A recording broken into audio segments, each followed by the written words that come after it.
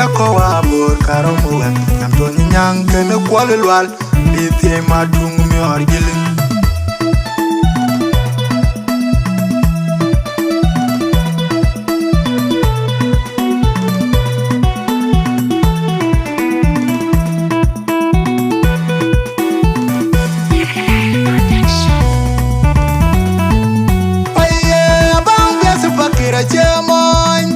Abang golden gala jemo nyanang piu kechingi weta bang piag war kochingi jinda bai Itie gunang irano pin pande 2 years kunang piu inang iwe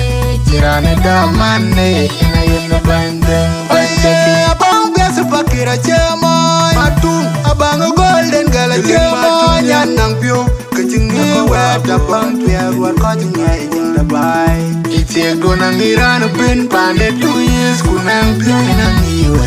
Jirane damane ina yena bandeng bandeki Abang biasa pakira jemo matung Abang golden gala jemo nyanang piu kechingi weta bang piag war kochingi jinda bai Itie gunang irano pin pande 2 years kunang piu inang iwe Jirane damane ina yena bandeng bandeki Yare pionda kangi juarwa bakir Wale tungo bai Wachen banda Rial nyet Jang tongo mat Yene nyanda kere Wake kingi jen Nyanda kuche pure Kaire noti yanda bai Warpiat kulalare wachiping Kwa kutab yung fet Nyana fakir Matung dina waka duwa Mekwalin bana piotong Nyanda kudafe Ene kiya mwanya Kati nyanda tiaga kaya Bwene kulte Nyance kwene turu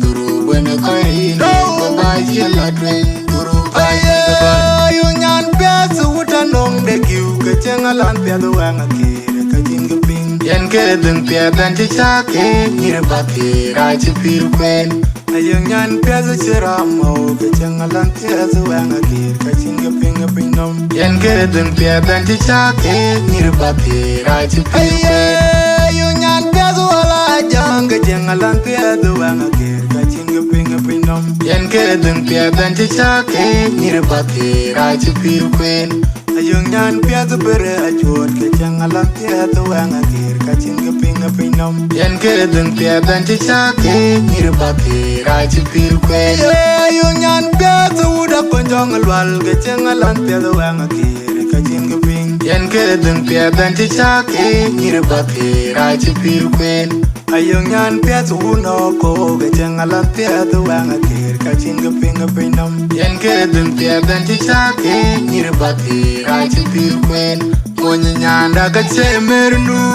Abang gale chunga kena Ye yatu nyaman Yatu juwa kapiati tata wanga Wanga wanga che mon Kitiki kau Kere lai wera rati Pinja fakir Matung dina wakadua Mekwalin bana piotong Nyanda kudafe